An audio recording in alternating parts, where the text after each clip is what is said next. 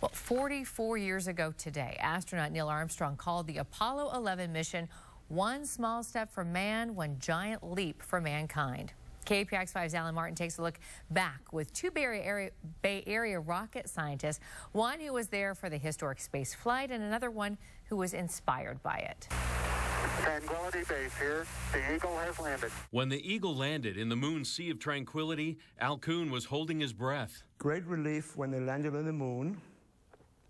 Neil Armstrong's first words, something like, "Houston, Tranquility Base, the Eagle has landed." Back when a slide rule was the only kind of calculator, Al Kuhn was a rocket scientist for NASA.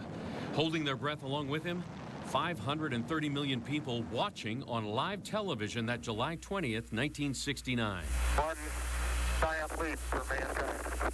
Kuhn was responsible for the propulsion system on the Apollo 11 lunar module and says his blood pressure really started to rise when it was time for Armstrong, Buzz Aldrin, and Michael Collins to hit one button and make three things happen simultaneously. The four bolts that hold the stages together get separated explosively. All the wires and cables and oxygen tubes that connect the two stages get cut with a knife, a guillotine.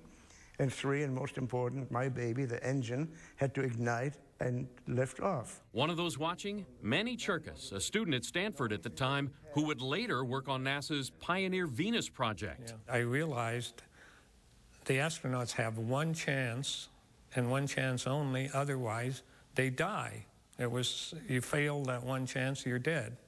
Al and Manny never worked at NASA together, but now, 78 and 81 years old respectively, they find themselves living in retirement at the Moldaw residences in Palo Alto.